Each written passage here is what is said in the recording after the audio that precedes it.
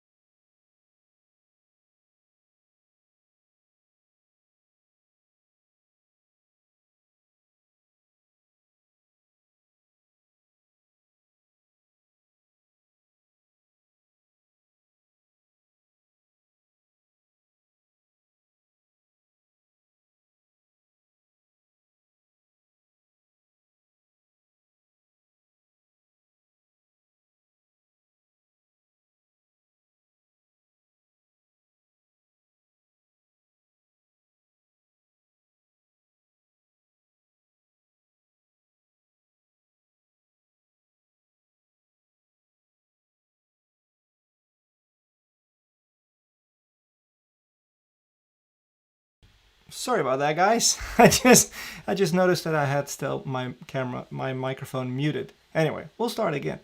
Hi and welcome. I've been looking forward to this stream for a week now. We did a Danish version of the live stream about Ratio Deco a week ago, and that was a great success. Many good questions, a lot of interaction.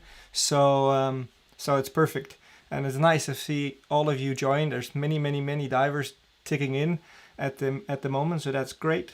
I've had already popped some questions in from last time, from the Danish one, and over email. So I've compiled a little FAQ list, which we'll jump into right away. That way you guys can settle in, get your popcorn ready, and for the people who are watching this after the fact, they have something interesting to look at instead of just us talking about waiting for more people to join. So first of all, who am I? Well, my name is Ben Bos, and I'm training director here at UTD. If you think my accent is a little bit funny and not really American, that's because I am Dutch. I'm born and raised in Amsterdam, the Netherlands, and have traveled all over the world as a scuba instructor basically since 1999. At one point in my life, my travels brought me to a tiny little island in the Mediterranean called Malta, and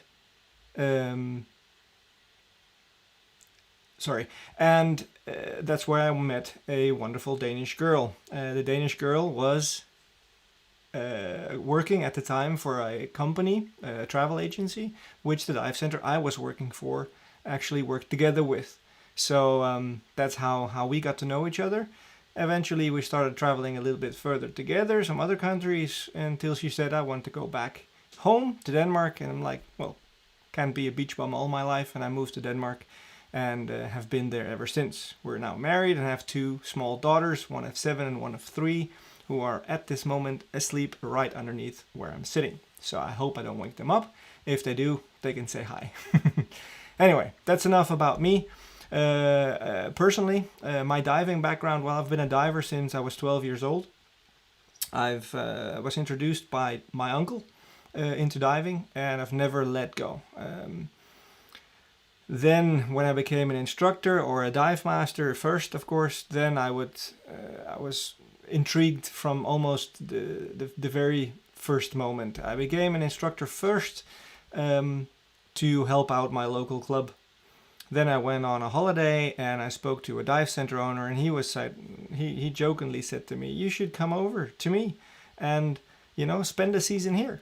I'm like, yeah, well, I was selling copy machines at the time, making good money. It's like, why would I cancel that job? But he planted a little seed in me, and I decided to take a year off work and went out traveling.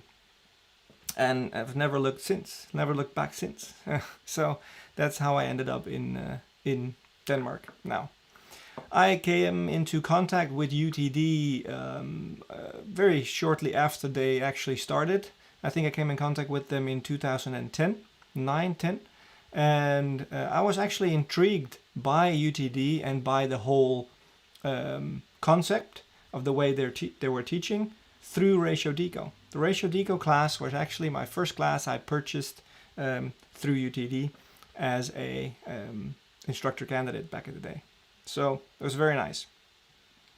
Actually, because of another Danish guy and another UTD instructor called Kasper Dreyer, and he might join us also later on the live stream here. So without further ado, let's just jump right in. We actually did it, guys. Let me tell you. Because the solution to all of your decompression problems has been solved. We have spent about 6 years with doctors and laboratories, and we've devised this little magic pill, and this actually is the key to not getting decompression sickness. All you do is you just dissolve that in your water, drink it before you dive, and off you go. No more bubbles. No, that's obviously a joke. This is just some electrolytes I've been working out just before the podcast. So, just so you know.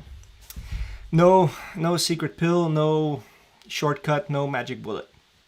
Just some simple maths, and it'll get you out of the water safely. Anyway, so like I said, without further ado, let's just jump into these FAQs. Move myself over a little bit. When I saw the podcast last week, the live stream last week, and the questions popping in, and the emails we've had before, obviously, and in general we get these questions when we're teaching. I figured these 4 questions make sense when you look at them to actually cover before you guys come with all of your questions. Let me just quickly see if everyone is already saying. Manny, nice. Oh my god, man. Right now we're over 40 viewers, almost 50. Hi, Peter. Peter Kubichka is in the house, I can see. Holland is on there. Fran, hi Fran. Many knives. If you guys do me a favor, just give me a like on this video, or even share it with your buddies. That helps out. The way they rate this video in YouTube is just as long as you interact with me, it's perfect. I can see you figure out this little sharing button here and questions button. So just keep the questions coming. Eventually I'll scroll back and I'll get back into them. First of all, let's look at the first one. Why not use a dive computer? For scrolling purposes, I'll just add this little green V, so for those people later watching, they can just scroll in and see when that question gets answered. So why not use a dive computer? Because all the dive computers right now, they're very good. We sometimes hear, is it because you don't trust a dive computer? Or is it because you think that it is going to break? Or is it showing you wrong information? Why don't you use a dive computer? Well, in order to answer that question, I like to share my screen with you, and I'll actually like to share a part of the Ratio Deco materials. So I'll move myself over to the other side, if that works. There we go. And here we go. When you look here, this is actually what the online materials look like when you purchase the Ratio Deco materials, and actually also when you purchase any other materials on our website. You get in, you log in, and you get into your materials. On the left hand side, you have your whole itinerary, so to speak, your legenda. So you have all the chapters there, and then you can click on those, and most of them are videos like you see here, and the videos are basically narrated PowerPoint presentations. But to make it easy for you, we've also included the PDFs of these presentations for you to download and for you to keep as a record. However, be aware that when you download them, they won't magically update. Whereas if anyone has bought Ratio Deco full class in the past, or if it's part of your materials as a UTD diver, these slides will automatically update. And since this Ratio Deco is such a strong and significant change compared to the original Ratio Deco and later Ratio Deco 2.0, I've added this little logo to the top right hand corner of each slide, so you're sure that you're watching the right slide in your materials. So if you look back into copies you've made or something like that, look for this little logo, and then you're sure you're looking at the right stuff. So this is part of our introduction and chapter, and in the introduction chapter we'll actually go over some of the reasons here why we choose to use Ratio Deco over a dive computer. This table, this slide shows the different modes or different variations we have to actually calculate our decompression. Now, we can use tables. Well, tables are nice, but they give us a square profile, right? So a square profile is good for reference. It's like what's my ballpark when I'm starting to plan for my dive. like okay, certain depth, a certain time. That gives me a certain idea on either the decompression obligation or the minimum decompression limit. And we at UTD call it minimum decompression limit because we feel, maybe we're right to feel that way, that every dive is a sort of a decompression dive, right? Because if it wasn't, we could just shoot like a rocket out of the water and everyone's happy. And we all know that's not the case. So we call it MDL, minimum decompression limit. So tables are nice, tables are good for reference and to build up your first sixth sense when it comes to these times and depths underwater.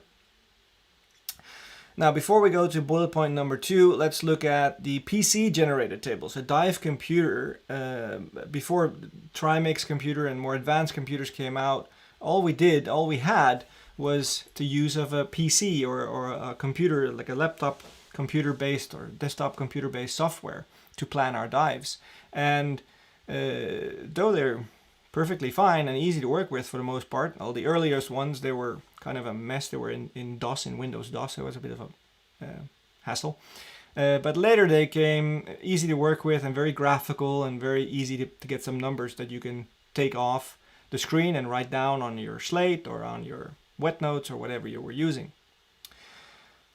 The problem with these PC generated tables, as it says on the slide here, it presents challenges with repeatable errors. And what we mean by that is, in the beginning when you're new, you're keen to do these plannings yourself.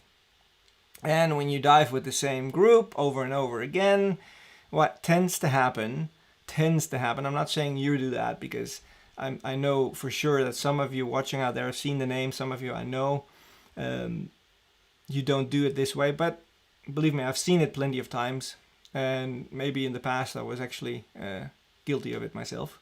But the problem it presents is repeatable error. That means that diver B is always the analyst, the computer guy, the savvy, the well-prepared guy. He's always the guy you go to for spares, and he's always the guy you go to for lending the analyzer or a piece of tape or anything else. So guess who's making the tables? That's that guy. But he's so task-loaded with you hassling him all the time, borrowing his stuff, that he made a mistake when he was typing in the plan and writing it down on the piece of paper and laminating it, and you know the type, right? That mistake now gets blindly copied because it's a plan that's already made.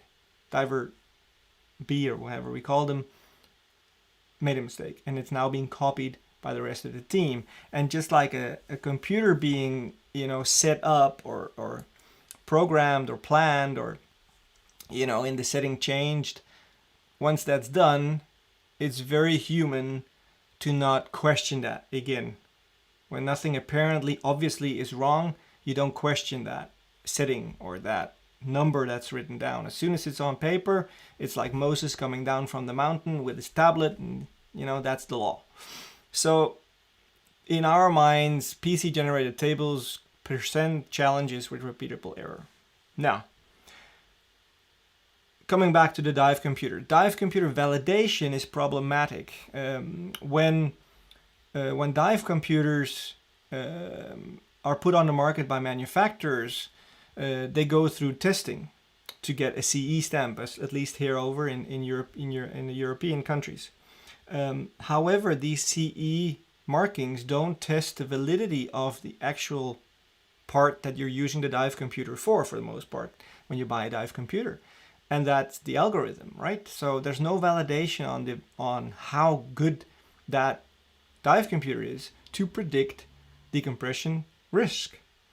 It can get you in the ballpark, and it's based on averages, but is it right for everyone? Who knows?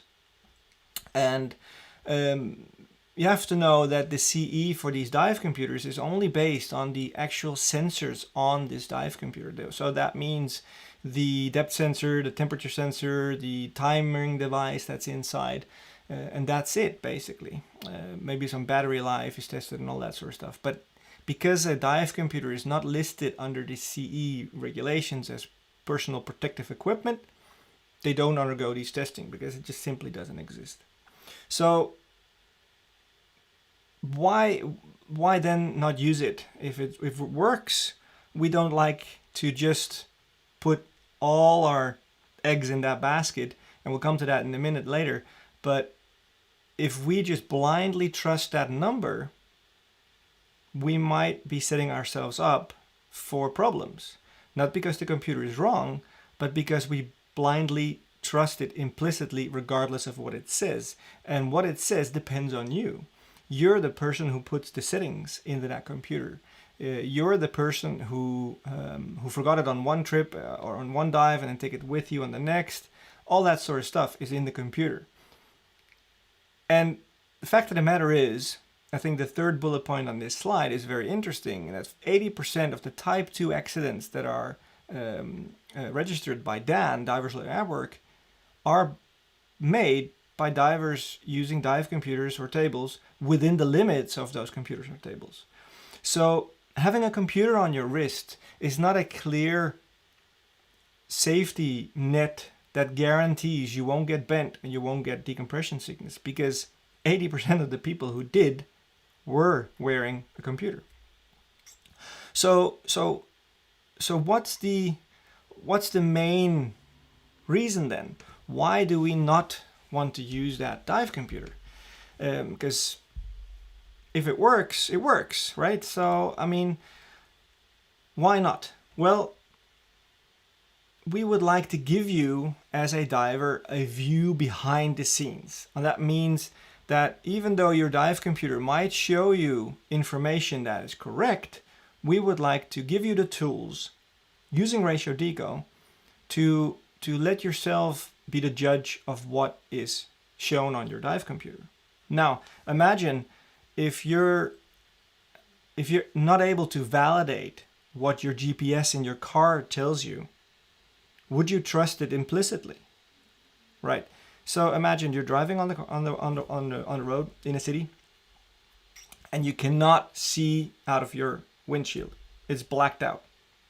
You cannot see out of the side windows. All you can see is that little display on your GPS and the car, the little blue arrow moving, and that's supposed to be you.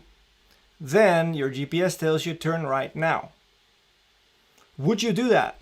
I wouldn't, that's for sure, because if there's a little bit latency, or if there is a car in the way, or if the road is blocked, or if there's traffic, or if that road's just not there anymore, or not there yet, brings me to a very anecdotal little story, because back in the day when GPS just came in Holland, I was still living there at the moment, just came into cars, there was an accident with a guy driving over the side of a ferry terminal because the GPS thought it was already a bridge. They were going to build a bridge, but it was still a ferry terminal at the time. So that's proof my point. So I will go into a little bit more on why we think we can give you the tools to decide if your computer is right or wrong, because inside the Ratio Deco materials, because we go in completely in depth on how easy it is to actually judge if your computer is in the ballpark, yes or no. So that brings us to the next question. Why we not use a dive computer is simple. It's not because we don't trust it. It's not because they break, because if they break, they break. A bottom timer can break as well. It is not because it is wrong, because all our new Ratio Deco out there is going to be based on the same maths that the computer is basing its calculations on. The big advantage is Ratio Deco gives you an advantage, gives you an opportunity to look into the future. So let's look at the question number 2. What about task loading? This is also something we hear quite a lot, that, but then you have to remember all those numbers, and then you have to remember your average depth, and then you have to remember the set points. What we call set points is what depth is there a relationship between bottom time and decompression time, and you have to remember all these things. And yeah, you do, but it's not that hard, and it's really not that hard to remember. The thing with task loading is, if you dive with a dive computer, but you don't have the mental capacity, you don't have the situational awareness, the the extra space on your hard drive, so to speak, to actually look at your computer screen, think about that number, and then think, yes, I'll accept that. If you don't have that kind of like peace of mind underwater, then you shouldn't be diving, period, regardless. You know, you need to be able to have a certain amount of situational awareness, a certain amount of buffer in your capacity to register what's going on around you before you take decisions underwater, regardless if the decision you have to make comes from your dive computer telling you to switch now or telling you there's whatever, you have to go up now. You need to have a certain amount of situational awareness. And that comes from training. And that comes from our base training. So when we take new divers in, we spend a lot of time on what we call personal skills. The personal skills are finning techniques, personal buoyancy control, positioning, light control, trim. All these things gives you tools to stay more in control underwater and having to do less work to keep yourself under control. And that just opens up for your situational awareness. It gives you more free hard disk space. So, and always remember that the task loading is divided between the whole team. In our philosophy, we don't allow trust me dives, so we set the lowest denominator in the team as the people who set the limit for that dive, and being that decompression limit or depth limit or whatever. That's just a very important thing. We don't take people into a team and then go past one person's skill level, because we feel that all divers in the team need to be able to take on every task in that team at all times, and that way we can share the task loading. And that segues a little bit into the next question: what about making mistakes? Because that's, kind of ties into that. If we're only dependent on a bottom timer to tell us our decompression, and this is where I had my biggest skepsis when I started, because before I came into contact with this, I was a full trimix instructor for 2 different big organizations, and I'm used to either computers or PC generated things, and I was sitting there for 20 minutes typing away, and then I hear that you can do this in your head, and I'm like, yeah, forget it. So many, why is a trimix computer back in the day was even more expensive?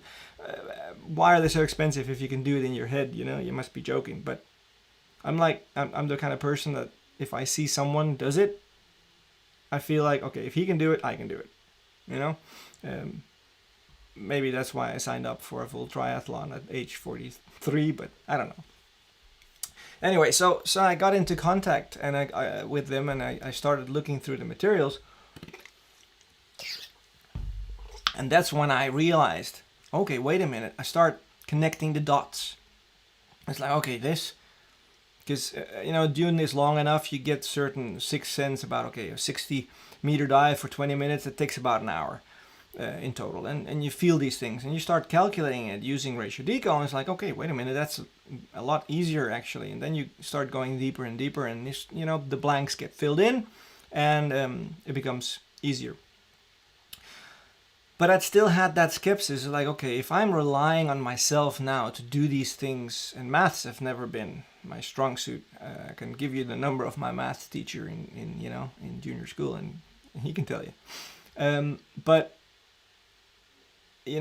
I still had that skepsis about who's making, if you make a mistake, then, who can correct you? And this is where the in-water training did it for me. It's like, okay, wait a minute.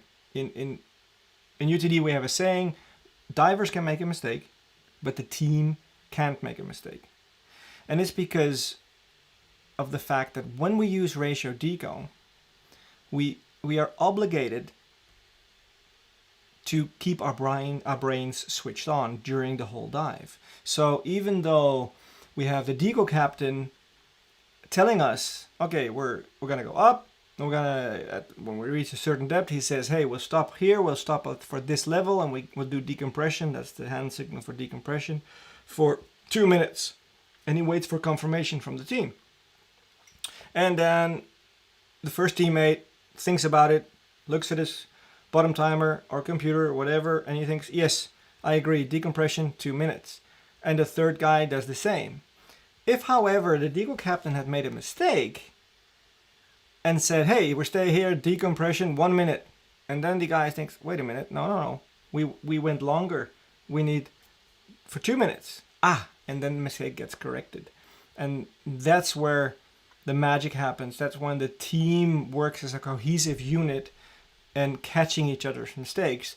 And using Ratio Deco, you have now the opportunity to change that. If you had made a mistake by yourself, plugging the data into your computer and then jumping into the water and just only have the computer to follow, that's what you're dealt with.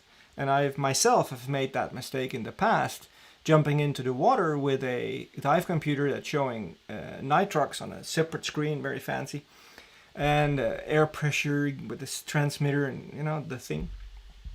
And did a nitrox 32 dive, great, happy days, come back out of the water, change the tanks over, jump in the water for dive number 2, underwater at the wreck, look at my computer and see 32% in the corner, and like, oh damn, I know my tank now, because I only had one nitrox tank, I know I only have air in my cylinder. My computer is telling me I'm diving on nitrox 32, so it's screwing me big time, because it's going to give me more time than I have. If I ignore it and just stay underwater for a little bit less, then it's going to penalize me on the next dive and skew my numbers. So I had to abort, and it was my own fault. And this is a good example of a mistake being made that that I can't change underwater. So mistakes get made for sure, but the fact that the team keeps each other sharp gives us the ability to deal with mistakes being made underwater. And then the last question before we jump in to the question you guys have been submitting.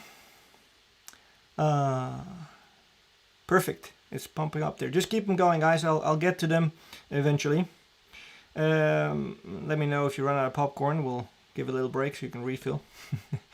How to deal with multi-level dives, because that's when people get, and it usually gets is the question we get from students as soon as they get into Ratio Deco materials. They start realizing, okay, wait a minute, this is fairly simple, and not to give everything away, but if we give a recreational dive as an example, a 30-meter dive, 100-foot dive, done on air, gives you a maximum allowable bottom time of 20 minutes.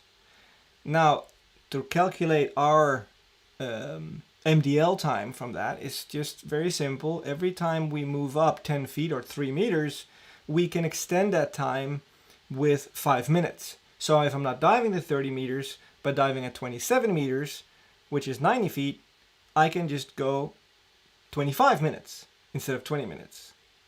So that's fairly simple, right? If I go deeper than 30 minutes, the gas has to change. We need to be able to dive, we own maximum dive to 30 meters on an air mixture, so being that nitrox or air.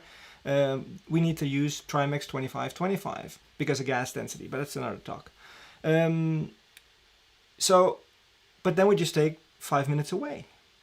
So we go 3 meters, 10 feet deeper, we take 5 minutes away. So it becomes very simple to do these calculations on what is my maximum bottom times when regards to MDL. And then they realize, okay, but wait a minute, what about the multi-level dives? Because averaging the depth is okay, but the multi-level dives, what do we do there? Well, it's also a simple question of doing the maths when it comes to doing your averaging. And the way I deal with averaging underwater, because that had me scratching my head in the beginning, it's like I look at the first portion of the depth, however deep that is and however long that is. And I don't care so much about the depth, because that's just a number. I care about the length of the time I spent at that depth. So let's say I'm diving around and, for some reason the propeller on a shipwreck is interesting always, but we go down there and have a look. Let's say you spend 6 minutes at 30 meters. And then you've decided, okay, now I've seen this big piece of brass. We're going to go up to the deck, which is at 20 meters, let's say. Now I know I've spent 6 minutes at 30 meters. Now when I reach the deck, I can say, okay, let's from here take another 6 minutes. So at 6 minutes, that means 12 minutes has gone in total. Then I can just divide those two and, do a simple average calculation. The difference between 30 and 20 is 10. I'll just add 10 to 20, and half that, and add 5 to 20, and that's 25. So after 12 minutes at that dive, my average depth is now 25 meters for 12 minutes. And then I can just take that number and go on and on and on. And that's how we deal with averaging and multi-level dives. So it becomes fairly simple. And yes, you can look at your computer or your bottom timer, because they usually show average depth. But I would really suggest that you look at those numbers as a backup to what you think, to train yourself to get sharp.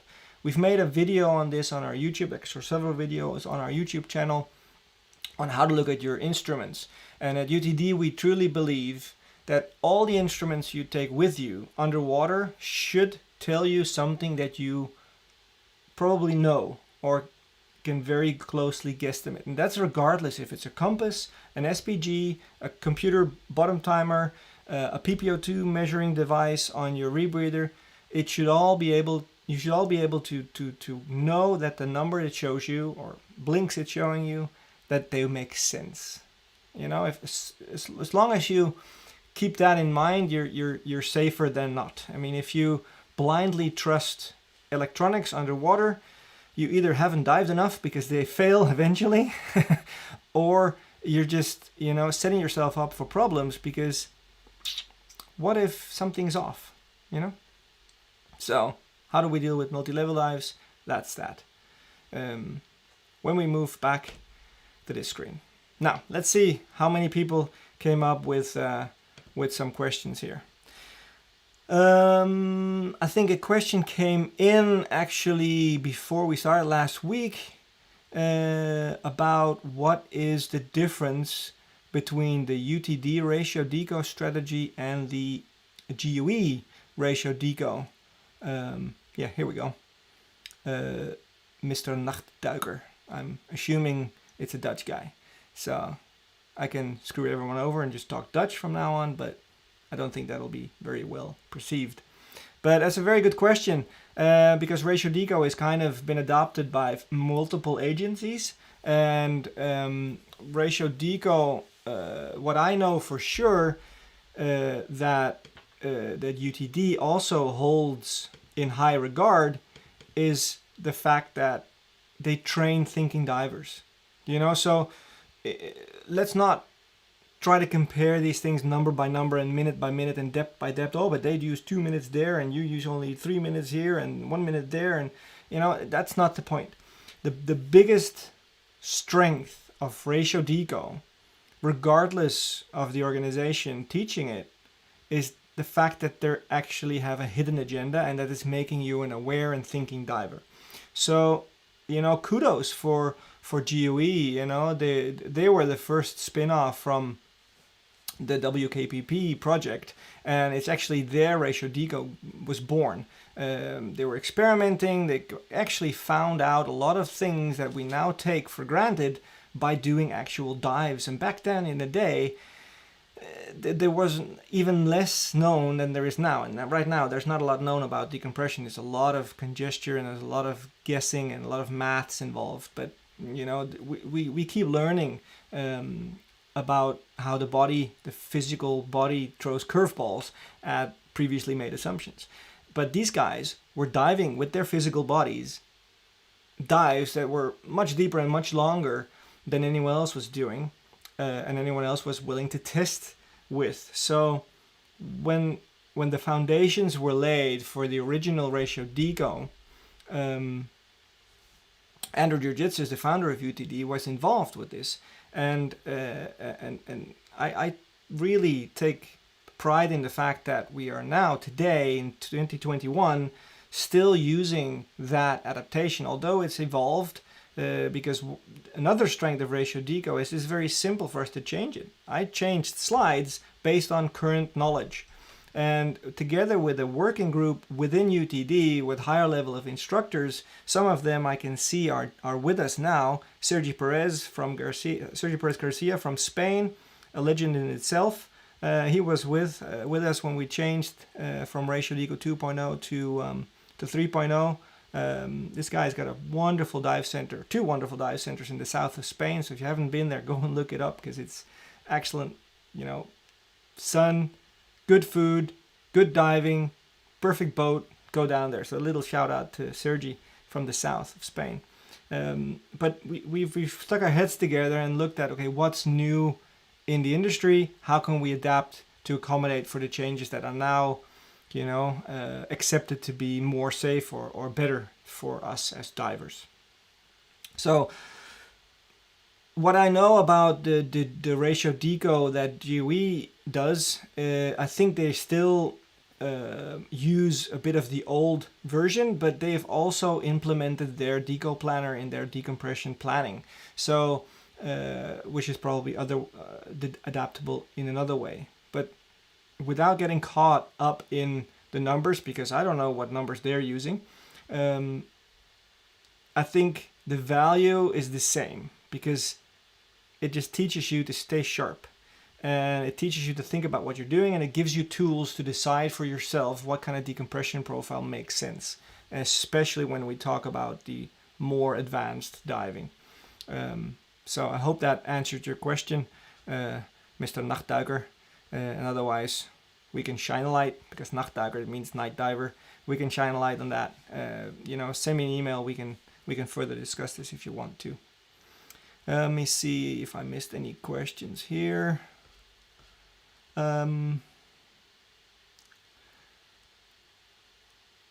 Is Ratio Deco an online course or an instructor-led course? Very good question. Well, it's online course materials, like I just showed you. But all our instructors are able to teach Ratio Deco up to the level that they're able to teach. So a foundational recreational instructor can teach Ratio Deco in the recreational range. Technical, up to the technical level, they can teach. Certain instructors around the globe can teach the full Ratio Deco class. So wherever you are based, I'd suggest to go on our website. There's an easy tab to help you search out for the instructors. And at the end of the presentation, I'll actually show you where they can find them. But in their bibliography, you can actually see who's able to teach the full class. Because the slides obviously are just a monologue. You just hear me talking endlessly about decompression theory and about certain profiles and all that sort of stuff. But the in-class, person-to-person teaching, which nowadays in COVID times is done online, gives a lot more context and a lot more examples and a lot more dialogue that really benefits the course. So you can buy the materials for themselves, and I'll share the link at the end of the presentation. But I strongly suggest and urge you to contact the UTD instructor to help you teach how to apply it and how to use it. Let's see here. Hey, Simone Nagalin, yeah, nice to see you. Sasha, nice to see you. Edmund asks, could you describe the UTD's process for validating Ratio Deco 3? Very good question. Wow, straight off the bat. Well, we can't. Just the fact that we cannot validate the gradient factors in your Shearwater computer or the RGBM in your Suunto computer. There's very little testing done, and that's the big problem with computers, very little validation done on the decompression algorithms as a whole. Obviously, there's been some certain tests done, and we have been involved in those tests ourselves in a 5-year-long Italian study that concluded in 2017 on certain aspects of certain profiles, especially looking at deep stops, and a bit more on that later. So more and more tests have been done now, and more tests are popping up, also because of public science, that people can join into these tests or programs where companies like Dan, for example, open up to share your data from your computer. You can upload that, and then you use that to extrapolate certain things, and that helps a lot with the ethical issues that these people have in testing, because they cannot tell you, try this and see if you get bent, but they can, however, do check if you voluntarily see if you can get bent. Obviously, you hope you won't get bent, but that opens up for a big, possibility for these companies to do some more testing. So the validation of dive computers is a hard thing, and that's one of the issues. Now, however, if you just buy a dive computer and you might, think that, okay, when you can validate a dive computer and you can validate Ratio Deco, then why not go back to that first question? Why not just use a dive computer? You don't have to think, you just have to look at the screen. And that's what we related to earlier. Even though you don't know the validation of these computers, and that's because the computers are based on these maths, and they're complicated, and they're just maths. Now, our body, our physiological body, is based on not just physics, but biophysics. So in later years, we've learned that a lot of factors play into the roles of a clean decompression, or play into the roles of decompression stress, that far supersede the maths alone. And that's something we learned also in 2017 in the Italian study, where we were fortunate to join as a big group of UTD divers. We saw that the immune system has a big response, a big influence on the susceptibility of bubbles, and then the reaction of our immune system to the bubbles. We looked at chemokines and cytokines, which are enzyme clusters that have an influence on our immune response into our bodies. Later studies have shown there's maybe an implication between fitness-related HRV, which is your heart rate variability. Obviously, we know fitness in a general sense has an influence. It's widely accepted now that the fitter you are, the less risk you have, because your body is more resilient. So there's a lot of factors at play that help you decide what kind of profile is better, or there's a lot of factors at play that might get past your dive computer, but it won't get past you, because you know it, you feel it, you can take action on it. A very good thing is just thermal exposure. It's very clear now. I mean, look online, thermal exposure for divers, and we know that if you're cold, your decompression gets worse. So the general consensus in that study they did was that if you go into the water warm and get out of the water cold, that's the worst thing you can do. And that's, here up north in Denmark, it's every dive almost, right? And now we got heating suits, and that helps a little bit, and the knowledge about that helps as well. But that knowledge alone can help you decide what to do if a sharp situation arises, like a suit flood or whatever. You have more in-depth knowledge of, like, what about the decompression? Where can I cut corners? Is staying longer always more conservative? You don't know. And we've seen these people around the dive sites, talking about a certain dive time and then just changing settings. All right, when I do it like this, then we only have 20 minutes of deco instead of 32. So let's use this setting.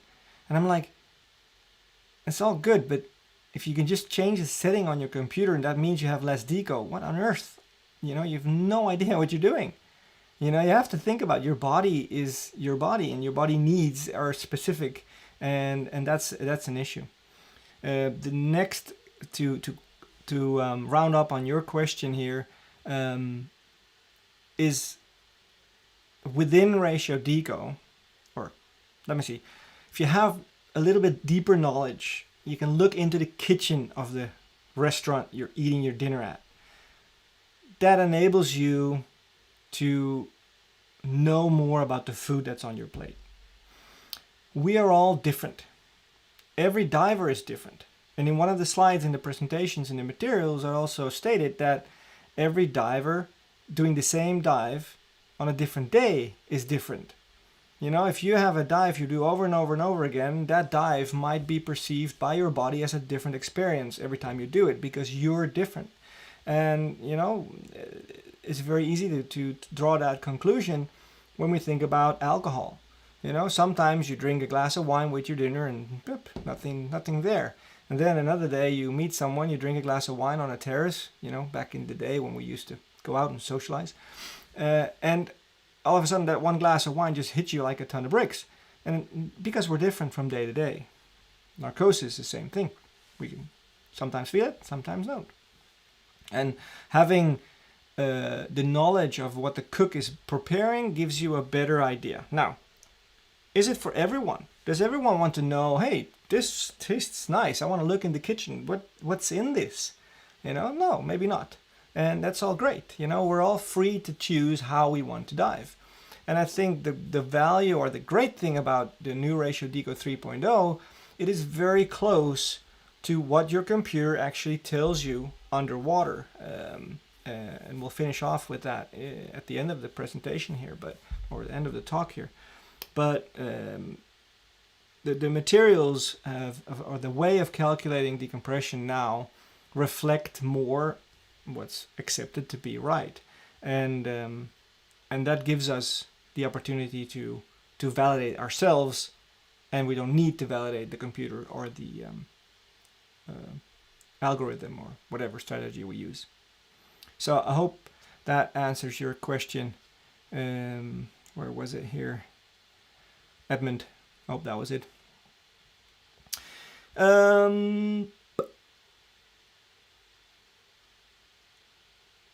me see.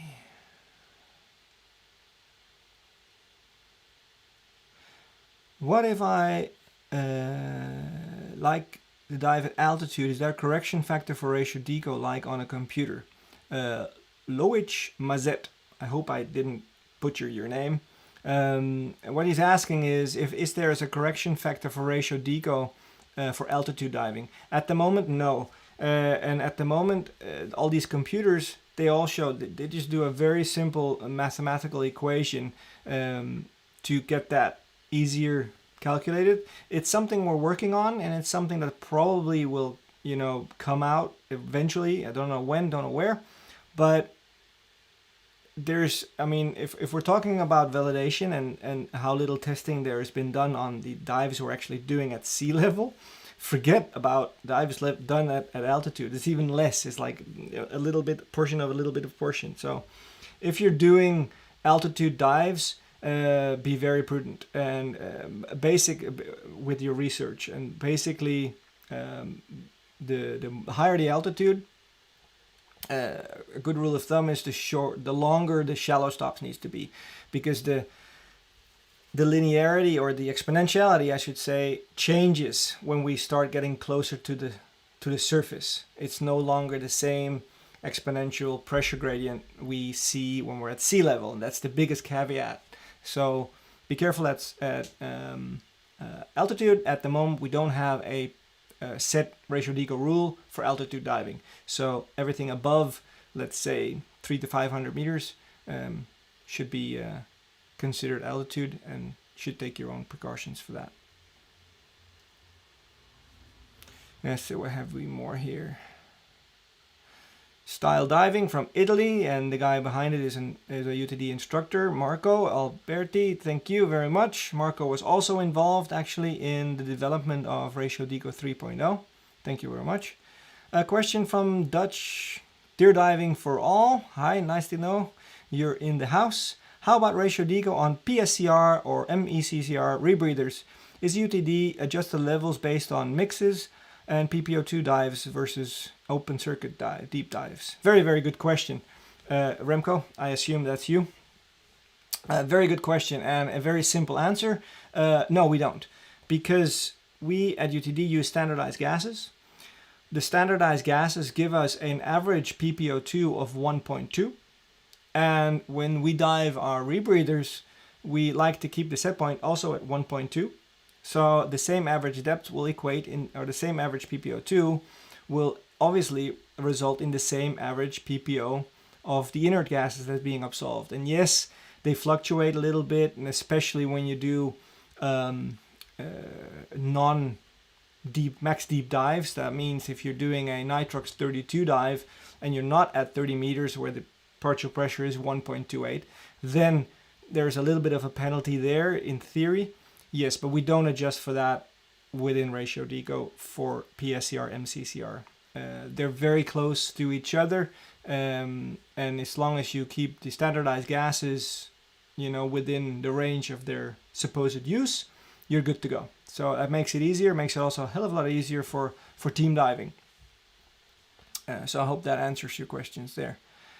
Shearwater implemented the Buhlmann ZHL 16. Jiri Pokorny, I hope I said that right, is asking, Shearwater implemented the Buhlmann ZHL 16C. That is a model with the widest range of testing. That's correct. Gradient factors only increase conservatism. Yes, validation is done by checking the ceiling charts and ascent plans. Yes, very informed person, this Jiri Pokorny. That's correct. ZHL 16C is a Buhlmann algorithm. Zurich Labs, and it's an algorithm based on 16 compartments, and it's the variation C. It's a third variation of that algorithm. And the adaptation is the gradient factors here. Gradient factors obviously been implemented or been put into the world by Eric C. Baker. And what they do, they actually give us a way to stay off Buhlmann's 100% gradient, which is, you know, deemed to be the theoretical maximum difference between the dissolved gas and the ambient pressure. So we know that that's not a smart ascent strategy to go up and the Buhlmann line. That's way too aggressive. So with gradient factors, we can actually pull away from that and give ourselves a buffer with regards to pushing all the way to the limit.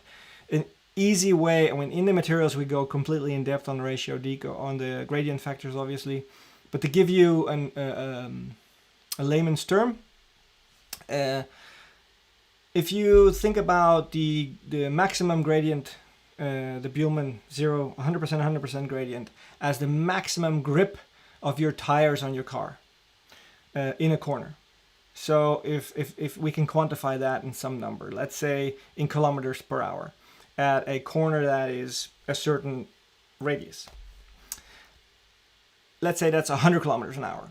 Those tires, as soon as you go above 100 kilometers an hour in that radius of a curve, you'll fly out the corner and hit the sides, or just fly over the side of the road. So as long as you keep it away from that, that's good. Now, in real, and that's all theoretical. That's if all conditions are the same, the road is clean, it's the same temperature of tires, the same weight of the car, you know, no environmental, no wind, no caster on the road, no dirt on the road, all these things and all these factors play into the fact that how much grip does the tire have on the road doing 100 kilometers an hour in that radius. To take those factors into account, we know that we need to back off on the speed. How much? Well, depends. How much dirt? Is it icy? Is it snowy? Is it just a bit of sand? You know, is it warm? Is it a cold day where the road is a bit colder and your tires are a bit stiffer? All these things take into your consideration when you drive your car. You know, that's why we in the winter probably drive a little bit slower through the swings. And in the summertime, we can do it a bit faster. Somehow in Denmark here, it's a cold country. There's snow every year almost. And still people crash their cars because, I don't know, maybe they expect every year the snow comes. Maybe this year it isn't slippery. Let's try. I don't know. But anyway, that's my analogy when it comes to gradient factors, that we can use them to dial back on what's considered to be the maximum of our tolerable, that's a hard word to say, tolerable amount of supersaturation, basically above the pressure of ambient. So I hope that And he says the validation is done by checking the ceiling charge, and that's correct. You know, it just goes, okay, if you put in a gradient factor of, let's say 80 high, then that means that's the maximum you will allow during the whole ascent. If you talk about gradient factors low, that actually gives you the percentage number between ambient pressure and the M value line of how much of a percentage you're willing to accept to rise up there. So if that's, for example, 30, you allow to come at 30%, at close to 30% of that M value. If it's 40, it's a little bit further, even further. So that's that.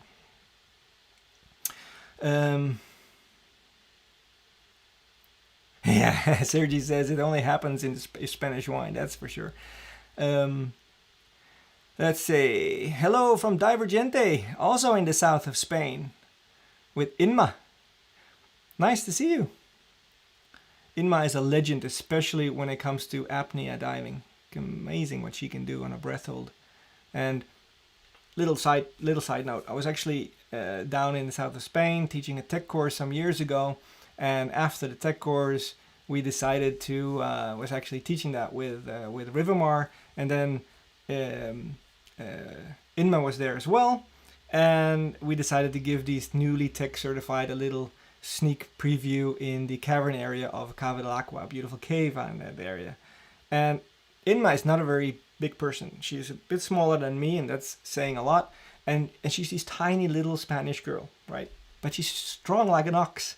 So she just lugs that double 12 on her back and just walks down these cliffs. And these guys are like sweating and breaking along, like almost like trumping over their own feet. And these are big Danish, Vikings. And seeing this little girl with, a twin set halfway down her hamstrings walking down these rocks, that was amazing to see.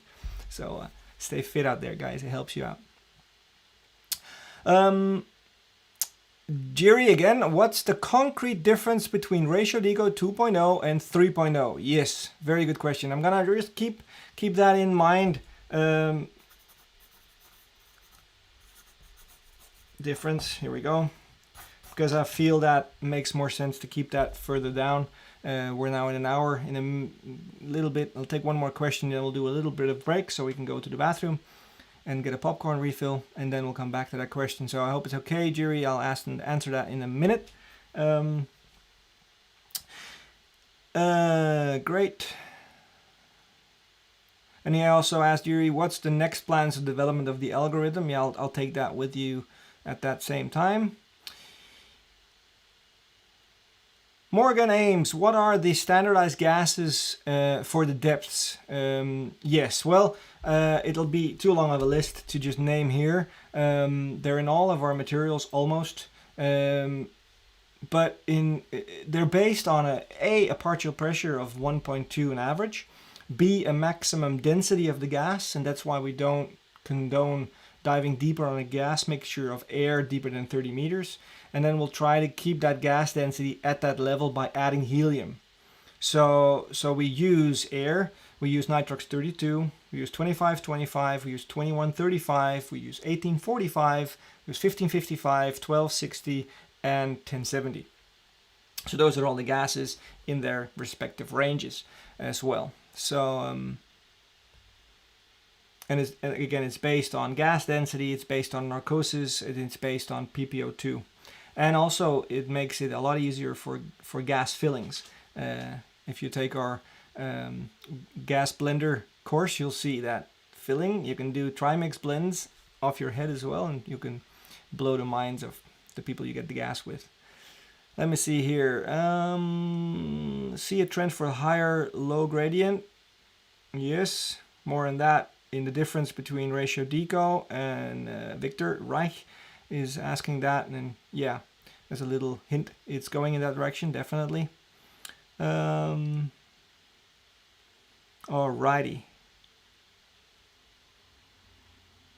Yeah, Sergi already asked a little bit, answered already a bit, Jury, that it's not an algorithm, it's based on approved algorithms, exactly, and we'll come to that.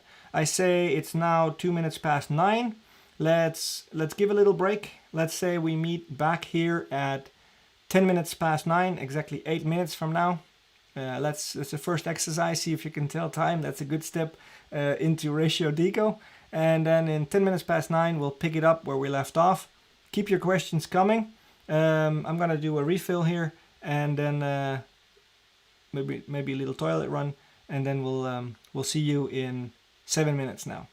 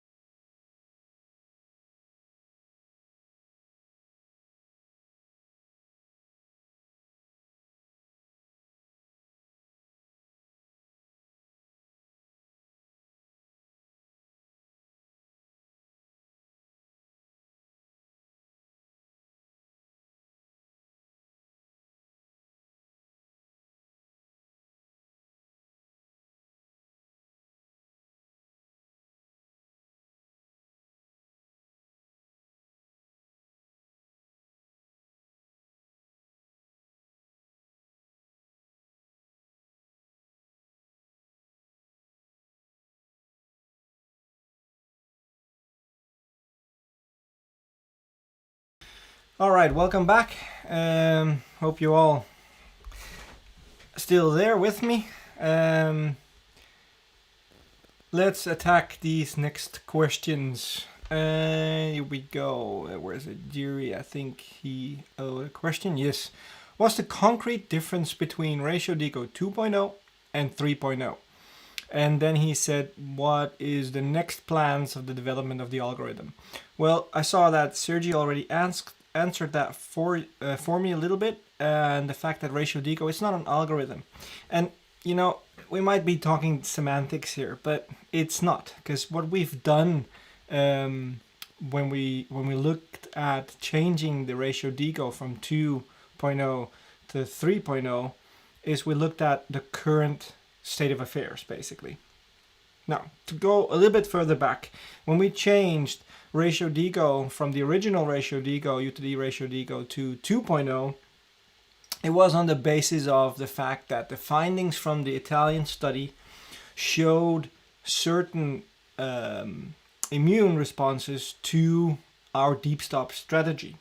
And even though they couldn't find discernible more bubbling in one group that did a Buhlmann ascent from for the other group that did the Ratio Deco ascent, they did see a higher activation in the immune system. And they couldn't really explain why, but it went to show that we could ease off on our deep stops and change a little bit on the S-curve, the way we do the deeper decompression on the nitrox, on the 36 meter segment and 21 meter segment. So those were changed. There were relatively subtle changes. We went from 75% to 66%, and the original Ratio Deco before, back in the old days, it was 80% of the depth. So we were doing it at 75 at the time, and we went up to 66% because of that study and changed it there. Now, when we looked now to change to the new Ratio Deco 3.0, the choice was made because in the later years, more and more studies have shown that we can be even more aggressive on deeper stops, but we need to take into account that the shallow stops are not something to be overlooked, and especially the slow ascent to the surface after the decompression is finished. So let me share you my screen for a minute as a part of the materials again. Where we go. There we go. So as you can see on these slides here, we start by, this is one of the intro slides as well on decompression theory and the UTD strategy. And we know what decompression illness is, as you can see on this slide. Let's see if I can make it a little bit bigger for you. Here we go. We see on this slide, we know what decompression illness is. It's either lung overexpansion or it is DCS. And then we can classify that into these two types. So we have a firm grasp of what it is. The problem is, where does it come from? What causes these symptoms on this slide to that slide over there? It's very hard to point in the correct area, just so you know. I'm seeing myself in a mirror screen. I got post-its over everywhere. It's like, okay, that's the screen share here over here, and that's the FAQs when we did that before. So just a little behind the scenes. Anyway, so we know that these causes are these cytokines and chemokines, these enzyme clusters, thermodynamics, like we talked about before, the actual profile, what you're doing. Your computer, yes, your computer actually registers when you're at what depth, and then relates that to the table internally and gives you a new time. And then when you're shallower, it adjusts that time. Then when you're deeper, it adjusts this time again. But it doesn't realize, or not all computers do, that you're actually zigzagging, which we know is a very bad form of diving, the sawtooth up and down profile. There's the immune response. There's microparticles in the blood, cell dust, the Italians called it. And of course, the big elephant in the room, the biophysics versus the physics. I mean, we can do all the testing in vitro in little gel block we want, but it'll never translate 100% to the human body because it's so diverse. And all the divers are diverse. I mean, it's a very important factor, guys, to keep in mind that decompression is individual. What works for you might not work for me, and the other way around. It has to be known that that you have to take into account that it's a bit individual, and doing your study and what we've done by Ratio Deco is giving you the tools and filtering it down so it's easy for you to grasp and make educated choices on your decompression strategy. Now, here we can see the contributing factors we know have an influence on our decompression, and it's, you know, hydration, fatty tissue, and all these things. Of course, you can see on this slide here: smoking, physical fitness, rapid ascents, genetics, and all that sort of stuff. But these orange box here, it shows the inability to maintain stop is a diver's skill. That has a big influence. The inability to determine proper deco profile for the dive, the planning of the dive, is also a diver's skill. And the inability to properly adjust your deco in response to changes on the dive. Either you're going deeper, you're staying longer, you've overstayed your time, or you're lost a deco gas, or whatever change may be, you need to be able to deal with that. So the biggest contributing factor is basically lack of skill, lack of knowledge in decompression.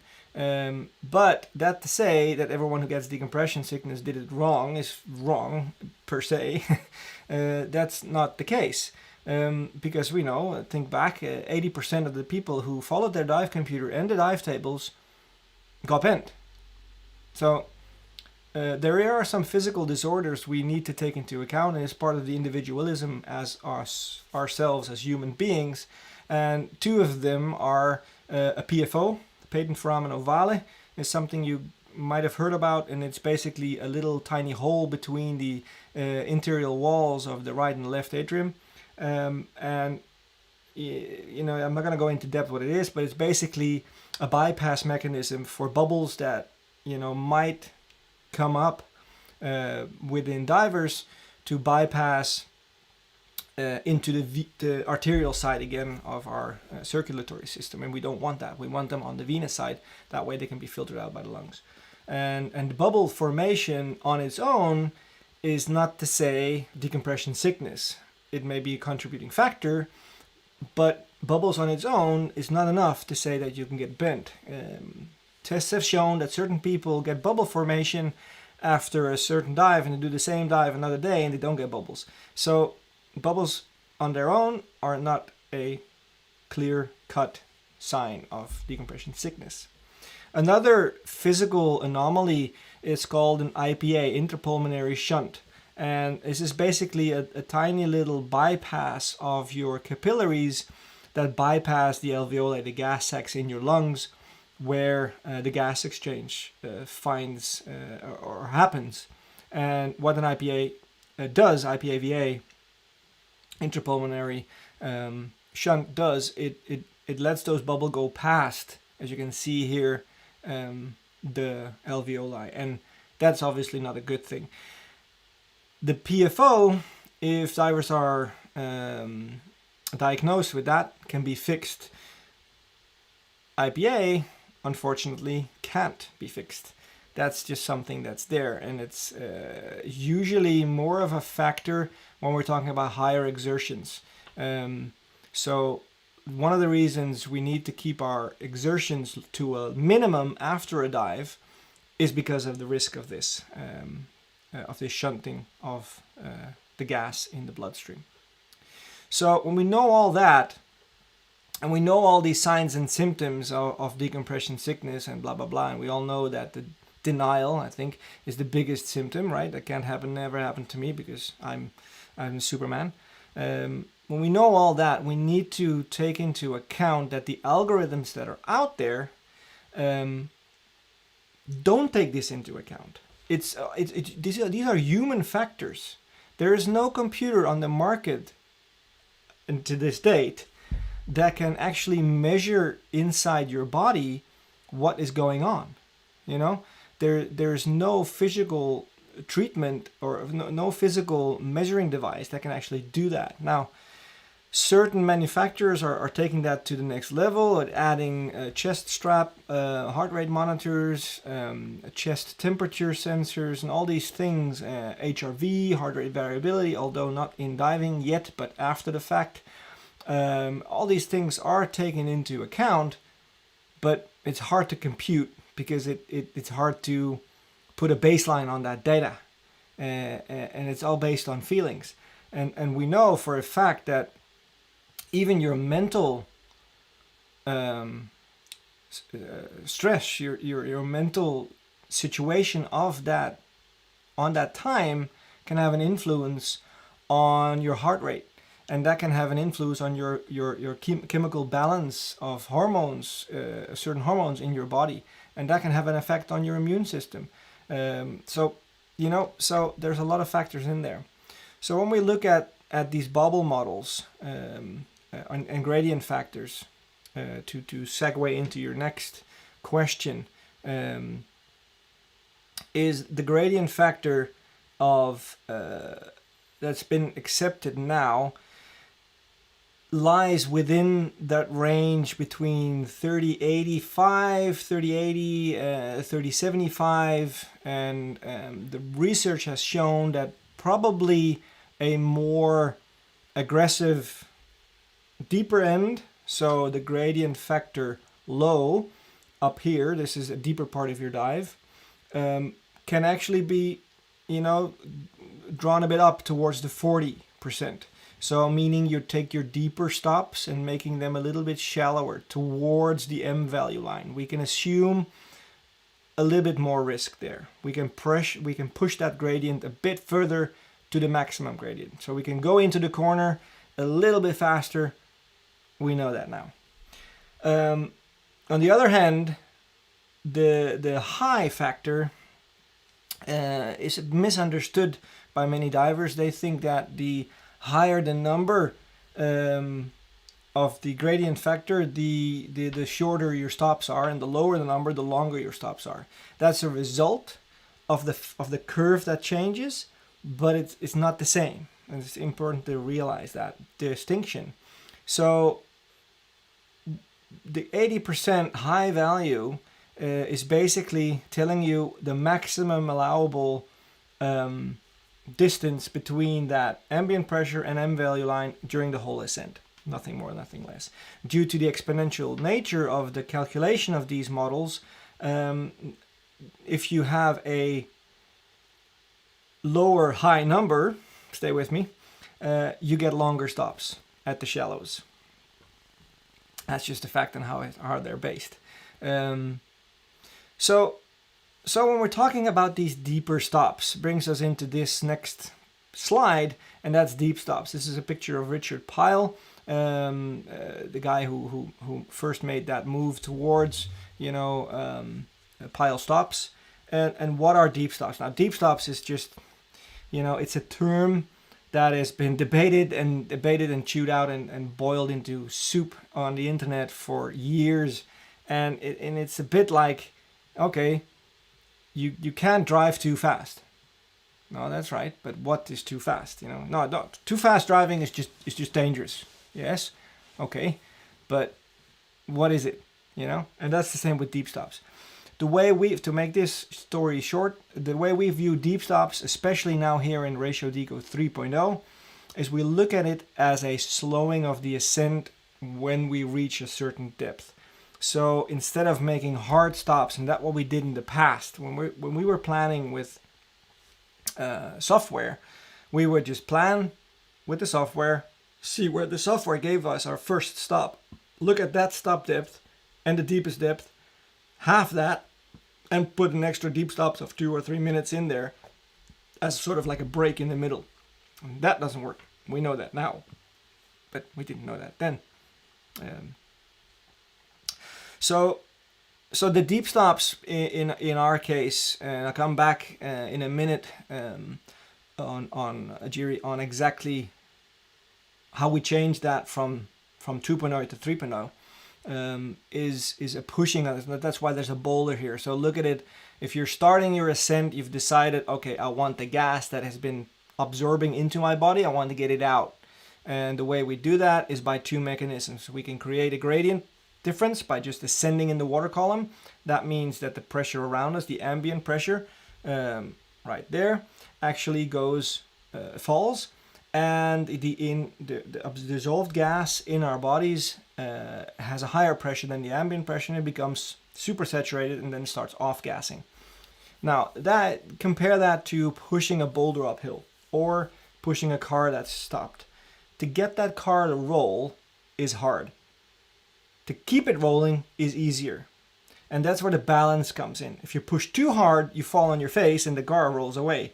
If you push too slow, the car falls to a stop again, and you need to start pushing again. So, and that's the same with the deep stop strategy and deep stop misconception, that, okay, if you stop, a hard stop for a long period of time, even though you might have off-gassed a little bit, then you start on-gassing different segments again and different tissues, which you have to deal with later. And that's what, for example, the NIDU study showed, that if you just do those deep stops, they don't work. And granted, they don't work in that way. So is that saying that don't do deep stop and just shoot straight to the shallows and do your decompression there? No, because it's also shown that that doesn't work. So the other mechanism we can use for decompression is the oxygen window. It's basically cheating our body into thinking there's a gradient between the dissolved gas and the gas we're breathing, the ambient pressure, and by changing the gas to a higher oxygen percentage and there with a lower inert gas percentage, triggering an off gas. And the good thing with that is, as you guys that are technical divers know, if you're a recreational diver and you don't know, is that you accelerate the process because you're keeping the ambient pressure relatively high, and that way you can actually get those gases out a bit faster. And this ties into our S-curve. In Ratio Deco, we teach our divers to use an S-curve, and it's the shape of the deco in our 36 meter, 140 feet, and our 21 meter, 70 feet segment. When we apply the S-curve, without going into depth on that, it basically means that when we've made the gas switch, we stay a little bit longer at the first two stops of that segment, so the 36 and the 33 meter stop, and then go a little bit faster over the next two stops, and then stay a bit longer again on the 27 meter stop before we reach the next gas switch. And that creates an S-curve, basically giving us the benefit of the departure pressure of oxygen, giving us the benefit of the higher gradient at that depth without staying too long, so we start on-gassing again. It's in the beginning of those segments. As soon as you come to the next gradient switch, also with regards to gradient factors, you start off-gassing fast, right? I mean, all our compartments, even though they're theoretical compartments, are based on half-times. So the half-time in 50%, the first half-time at off-gases or on-gases, 50% of the maximum of that. The next one, the next half-time, actually takes only 25%, and it gets smaller and smaller, half of each next step up. So it's in the beginning we off-gas and then it slows down. So it makes sense that we stay there a little bit longer to get a benefit of that higher oxygen partial pressure. Now, the last slide here segues back to your original question on how do you validate the Ratio Deco algorithm. It's not an algorithm, it's a strategy. I looked up strategy on Wikipedia, and it says a strategy is a high-level plan to achieve one or more goals under conditions of uncertainty. Think about this cute doctor here. These are levels of uncertainty. And this is a high-level plan. And the goal is to get out of the water without permanent damage. So a strategy is what it is, because all the algorithms out there are wrong. All the computers are wrong. Ratio Deco, per definition, because it's based on these algorithms, is wrong. Because all divers are different. Every diver is different, like it says on the slide here. And every diver on every dive they do is different. So it's very, very, very important to realize that there's more to decompression than numbers. And I know this is where a lot of people get into very heated discussions on the worldwide interweb about minute here and minute there, and you should start at, oh, this is crazy, you start at 27 meters, you can go straight to 24. And I mean, are these people also comparing body fat and their ability to stay within 30 centimeters of their stop depths, or a meter 30 from their stop depths? Are they thinking about how they're breathing? Are they chest breathers or belly breathers? I mean, guys, there's so many more factors in play here that have a much, much greater impact on our decompression than a minute here or a minute there. So to come back into your question, now I can answer that a bit more with a bit more context. What's the biggest difference between 2.0 and 3.0? And it's basically two big issues. It's the deep stops. We've drastically reduced those, and in a way that is linked to our decompression time. So basically, any dive with a decompression less than 1 hour, we can go straight to 50% of the depth and start our deep stops or our decompression there, whichever comes first. If it's an oxygen window gets opened, you go there. Longer deco times required, then we add small, deeper stops from there. But they have been greatly reduced. The second big change is a slow ascent profile after your decompression has been finished. So research has shown, if you do some Googling, that when you apply deeper stops, they might be beneficial, but then they get penalized in the slow tissues at the shallow stops, because they're the ones that get on-gassed again. So you might deal with some issues on just the faster tissues to stop them from bubbling further up, but then you get your slow tissues that actually take on some gas again, and you need to get rid of that. And that created these heat maps that you can clearly see. Again, it's mathematical, but it did pose a good question on the application on where we should stop. So when we look at those numbers, we could see, okay, if we start our stops shallower than we did before and prolong the slow ascent after decompression is finished, so I'm talking about the ascent from 6 meters to the surface or from 3 meters to the surface after your decompression is finished, that greatly reduces your decompression stress.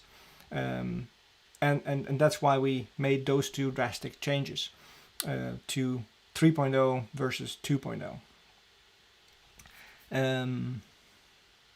And then he asked, what's the next plan of development of the algorithm? Well, a development strategy, whatever, semantics. For now, I think it falls within the accepted range of what's known. But again, the strength of Ratio Deco is that we can change it if we need to. And it'll be updated in the materials if we deem that it's now been tested enough. These new algorithms, these new findings, that it points in a certain direction, to the best of our knowledge as an industry, then we can change it or tweak it. So, and I think as a pointer towards all of you guys out there, don't sit there and think anyone else will do it, and I'll just accept whatever gets in there. If you're really careful about your decompression, take matters into your own hand almost. Do your own research and really go out there and stump the chump, like try to figure out why we do the things the way we do them, because that'll just increase your knowledge and increase your capability to choose what might work for you. Let's see here.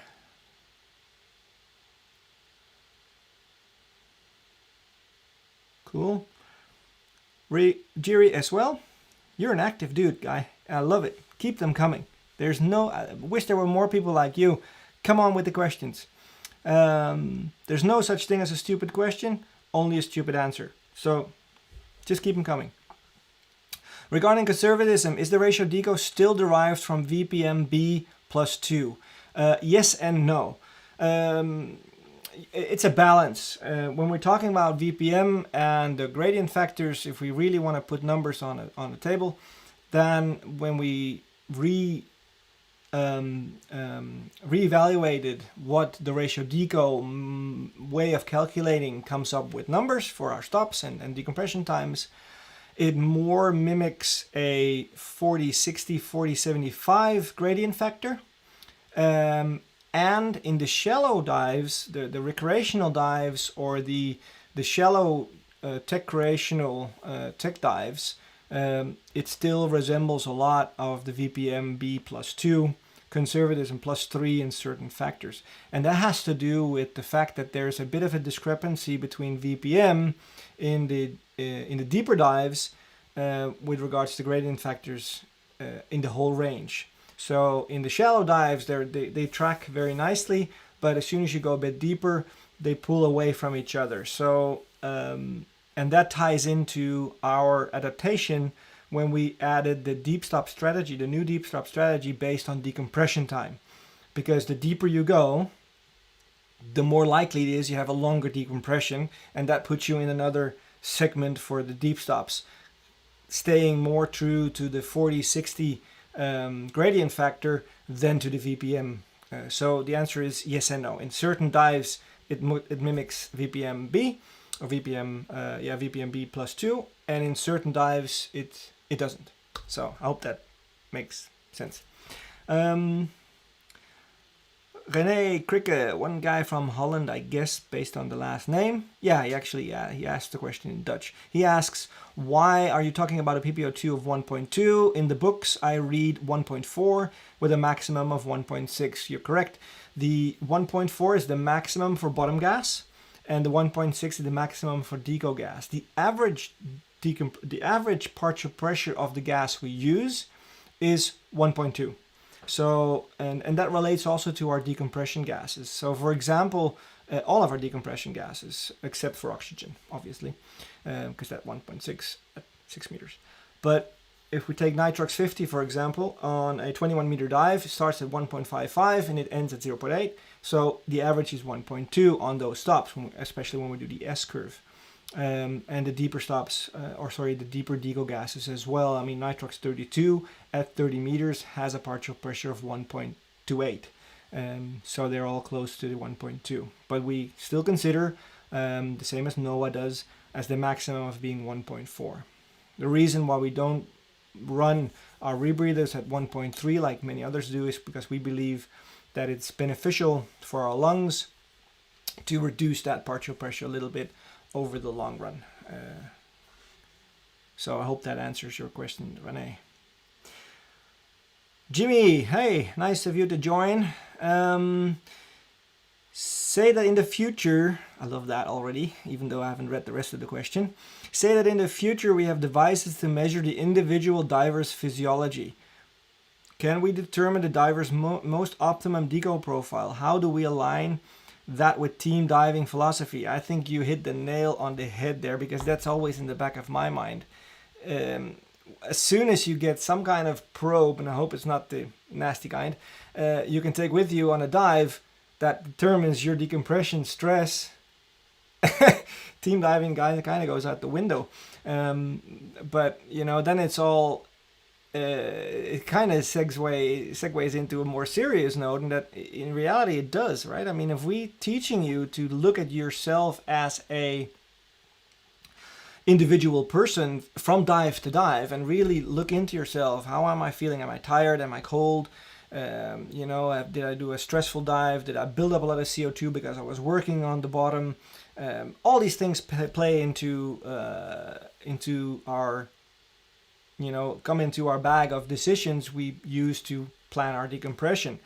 And it makes you more conservative, if not else, right? So I think the way to stay together is to just then say, okay, you know what? I worked like a beast with that anchor.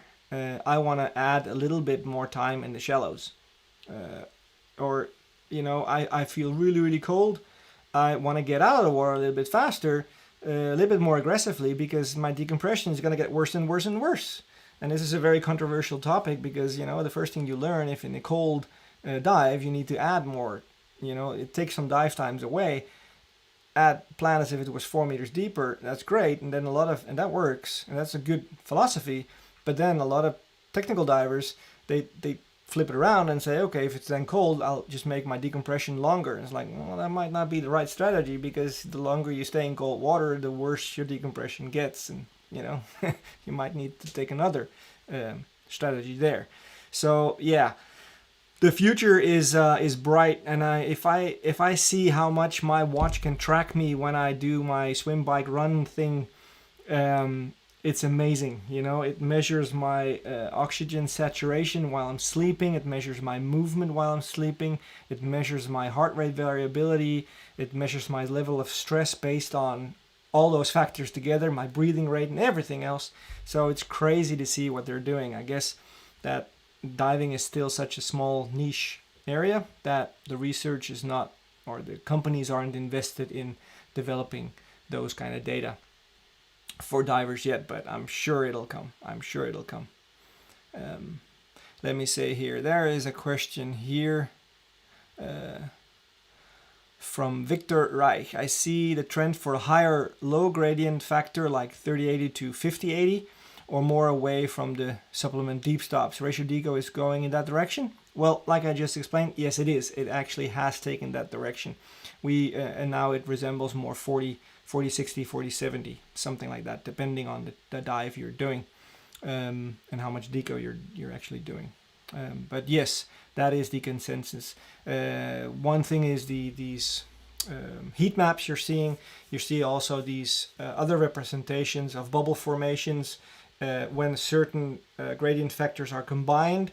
And when we look at the old gradient factor we were using, 3080-ish, 3085, we were right dab smack in the middle of the cluster that potentially had the biggest bubbling, mathematically again. And that one wasn't obviously not ideal, even though again the bubbles themselves don't necessarily mean decompression sickness, but they indicate a bigger decompression stress.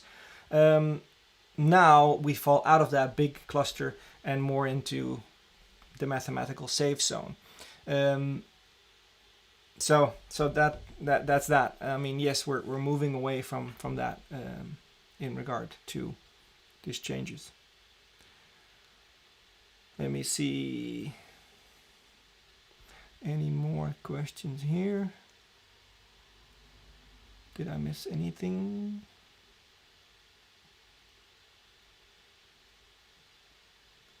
No.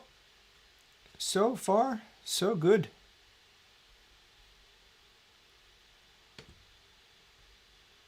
So far, so good. Good. So keep them coming if you have any more questions. Otherwise, we're about to round off. It's been an hour and 43 minutes minus a small 8-minute break. So I've covered the major differences here, I can see. Is there another thing I'd like to explain to you about? I think there was a note I made here on what we can do.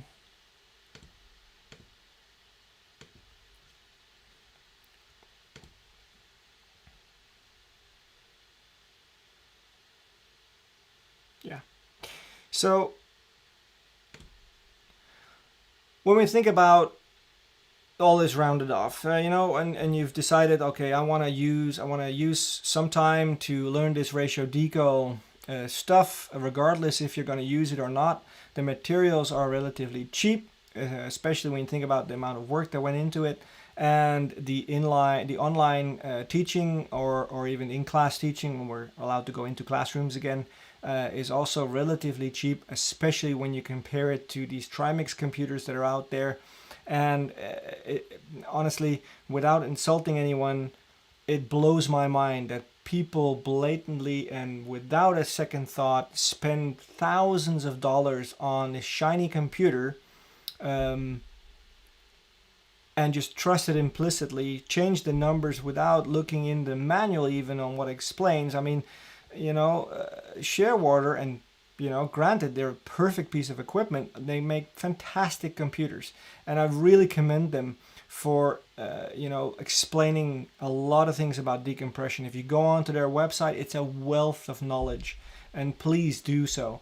They're a fantastic contribution to the community, because they're actually thinking about divers and not just thinking about selling hardware and making money. You can tell that the people behind Shearwater are actually, you know, having our interest also at heart. They're doing a lot of research, and they're doing a lot of community work to educate us. So have a look on their website for sure. There's a lot of good things to be known, and it's their attitude towards decompression and using dive computers is very close to our UTD heart. And that is, don't trust your instruments implicitly. Make sure you have a little bit of inside knowledge as to what it tells you, so that you can A, make the settings you can change in that computer correctly, B, judge the risks you're willing to take on certain dives compared to other dives, and they encourage you to do that. So kudos to them. And when you take a Ratio Deco class, it's not to say that you can't use your dive computer. I mean, I'm wearing a $2,000 watch here, even though it's in bottom timer mode when I dive with it. But you know, I can do all these fancy things, and it's not because it's wrong. I mean, on my rebreather, this is a Shearwater computer, and that's just in computer mode. And, you know, I do my Ratio Deco in my head, and that's just sitting there. And those numbers track very closely, within minutes always. So it's not to say that it's no use having those machines. I'm just saying, if you're willing to spend thousands of dollars on a machine, and then don't invest a couple of $100 into your knowledge, you might be missing out. That's all I'm saying. You might be missing out. Before we round off, a good example is me and another UTD instructor, Casper. We did a dive in a mine in Sweden.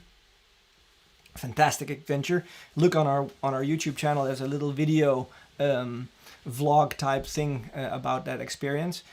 We go there quite often because it's really relatively close, and we were planning this dive at one point, and while we were planning the dive on the table, another diver sat there and overheard us, and we were like, okay, at this level, you know, we use Ratio Deco 1 to 2, so for every minute we go in, we need to do 2 minutes of decompression. So if we go in for 2 minutes, further in for 2 minutes, that's 8 minutes of more decompression. And he was like, what? Wait a minute. Well, if you go 2 minutes in, means you got 2 minutes out. If every 2 minutes is 4 minutes of deco, that's 8 minutes of extra deco. And that's before I get in the water. I know what that choice at that point will mean. Then we can take a gas consumption into relation, because this is something that a dive computer can never ever do. And no, not even with those transmitters. Those transmitters are a digital SPG. And it's whole other ball game. And I think we're going to do another video on that, because I think it bears, it validates a little bit more attention. But your SPG can tell you just as much as a transmitter can. But your knowledge about your gas consumption can tell you even more. So if I know I have a bottom stage and 80 cubic feet as bailout gas available for me, then I can just do the maths very simply in my head. An 80 cubic feet is an 11 liter, so let's say it's a 10 liter. That means if I breathe swimming underwater 20 liters per minute on the surface, that is 2 bar per minute from that cylinder. Now I dive at 40 meters, that's 5 times the ambient pressure. That means 5 times 2 bars per minute is 10 bars per minute. And now all of a sudden I can relate that bars per minute to my SPG, and it shows me 180 bar in that cylinder. And great. Then I know after 10 minutes at this depth, I would have used 10 times 10 bar. That means 100 bar, right? So after 10 minutes, I can see, okay, now it says 100 bar, or sorry, 80 bar. And then I can relate, hey, yes, my SPG is working. So those calculations are simply made simple by just doing a simple equation before and thinking about it. And then you can decide, underwater, can I extend my decompression with 8 minutes?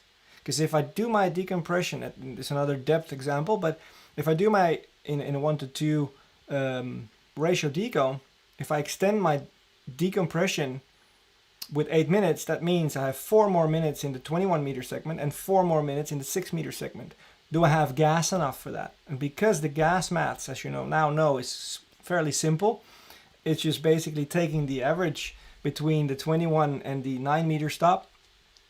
It's about 15 meters or 2.5. So 2.5 times your gas consumption, 2 bar at the surface, times 2.5, 5 bars per minute. Can I use that to my calculation? Can I actually do the decompression if I push my time further and have 8 more minutes of total decompression? So can I actually squeeze 4 more minutes out of that deco bottle? I can decide that underwater. There's no computer on the market with the fanciest transmitters that can actually tell you that. It won't happen, but you can do that. So when you look at this, oh, that's not my mouse. When you look at this slide, why do we use ratio deco? Here, it's your bottom timer or a computer plus your brain is ratio deco. And you're combining the best of all decompression strategies and knowledge and use them in your personal diving to reduce your risk, reduce your exposure, and improve the quality of your dives as well as the decompression. So ultimately, when something does go wrong, you have the knowledge to prioritize what is a better choice. Getting out of the water, staying longer, pushing your stops shallower, all these things. And again, shallow water, in the computer, you can always look up what your surface gradient factor is. And that gives you a little bit of a risk assessment underwater, so to speak, in the same way that the knowledge of ratio deco gives you. It's like, what if I shoot to the surface right now, how far away am I from closing off my actual decompression cleanly? So when you're taking the class, and how do you put it into practice? Now, it's super important here that if you are an advanced technical diver, take it step by step. Become, like I said, point number 1, become extremely proficient with your situational awareness, your skill, your team, and your equipment awareness before you start implying, a 1:3 ratio with 3 deco gases and whatever, even cascade ratio deco. Become comfortable with yourself being underwater so you actually keep your mental capacity a bit bigger. Practice, practice, practice. Ratio deco is a skill. If you have learned a back kick, you haven't learned that on one dive. You have to practice it, and then eventually you can be proficient at it. It's the same with ratio deco. Don't think one presentation slide and you know how to do it off the top of your head. No, you need to practice it. Practice, practice, practice. Small steps, one at a time, keeping the end goal in mind. Ultimately, you can do deep decompression, trimix dives on the fly. Trust me. I was just a skeptic, and it does work. In the beginning, you can write down your schedules, and then you can, refer to them underwater, and then when you come uncomfortable. But ultimately, you will work towards knowing the steps needed to get to that result instead of just memorizing the numbers. Because if you're just writing it down and memorizing the numbers, you're not getting the full benefit of ratio deco. Because then you might as well just use a desktop software, write some numbers down, and off you go. So before we go, when you want to learn more about ratio deco, I really encourage you to look up one of our instructors. Globally, we have many instructors all over the world who are able to teach ratio deco the full class. Everywhere from Singapore to Spain, to Italy, to the States, obviously, Northern Europe, the middle of Europe, everywhere, spread all over. Eastern countries, everywhere. So all you do is you go to Learn to Dive on our website, and you either go find the Scuba course, and you can buy the materials there under Scuba courses, or you go find an instructor. When you click on find an instructor, you'll get to the instructor page, and there you can just find everyone you want. So you find one located in your area, for example in Singapore, and then we have Chu, for example, Chu Po Chang. You click on his button and you can see that he's a well-established instructor, and this person can teach Ratio Deco 3.0. It says in the middle here.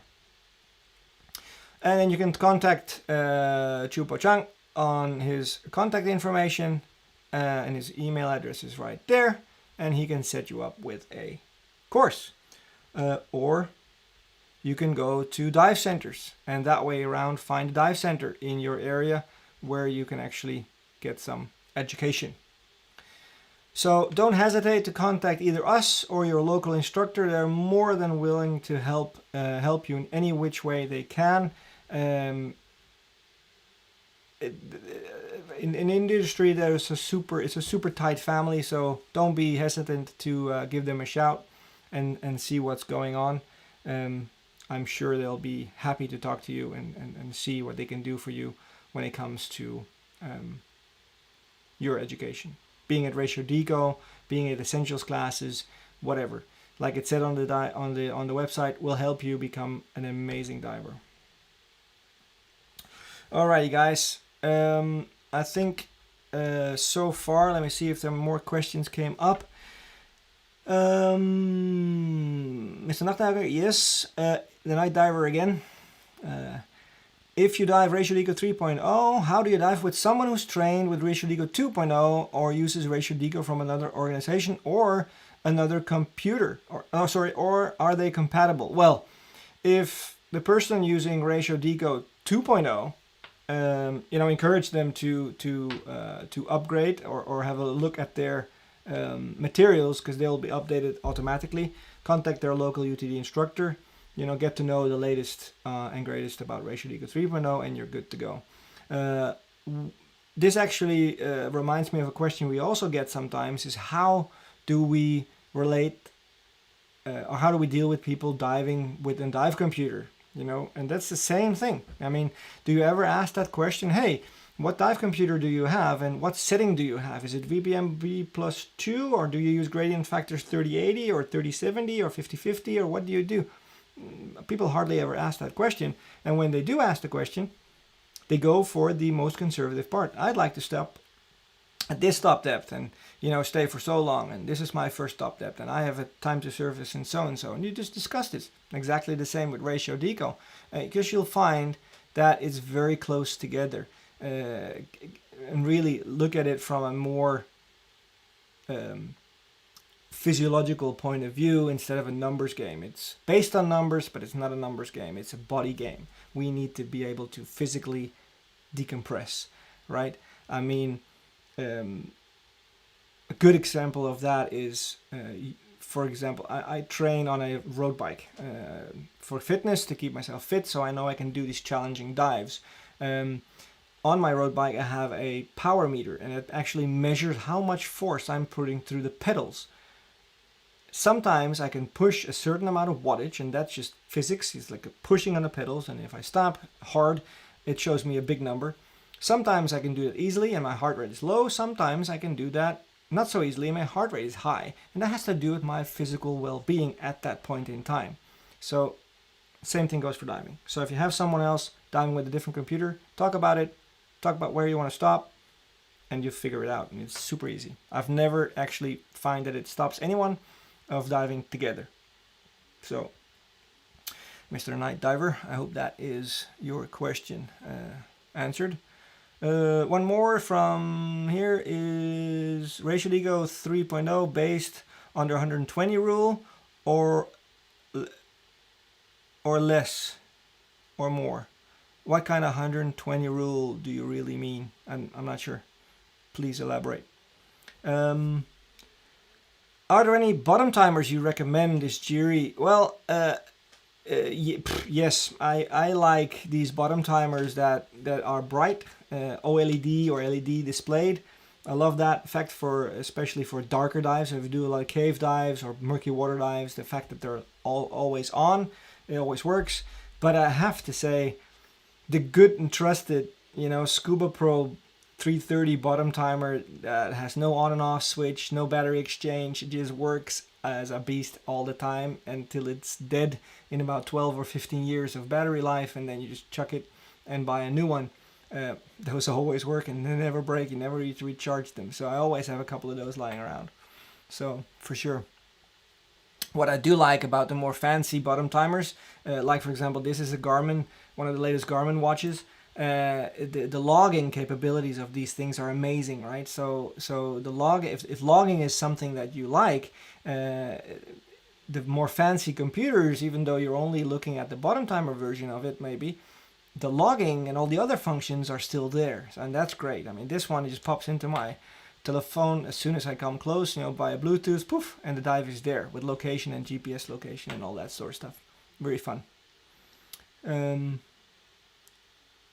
Thanks for Madrid, Miguel Munoz. You're very welcome, sir. Sasha, thank you. I'm sure we'll have some questions as always. I know we will, Sasha. I'll learn more about Ratio Deco in the website materials, yes, and ask questions if you have any. Very interesting, thank you a lot. Well, yes. Xavi, you're there as well on the borderline here. Very nice. You're there as well. I think that was that for the questions. Perfect. So beside me on this side, here you can see, is our info at utdscubadiving.com, our email address, our website. Contact us. We're easy to get a hold of. Either Jeff Seckendorf or myself are on the computer, on the phone, almost 24 hours a day. When you think about the time difference between Jeff in San Diego and me here in Denmark, we cover a wide span, and we almost never sleep. So give us a shout. Have a look on our website. Have a look on our podcast. Soon to come more new exciting episodes, and hope to see you out there. And stay safe, guys. Oh, a little question here at the safe at the end. Nah, no question, only thanks. Well, thank you again, everyone. Perfect. We are at 2 hours and 2 minutes at the moment, so that's me signing off for now. Again, if you have any questions, just let them go. And for now, thanks for your attention. Fantastic to see so many people of you joined in. And I hope we can all meet each other again, give a high five and go for a nice dive as soon as the world recovers from this coronavirus mumbo jumbo. Bye guys, that's me for now, signing off.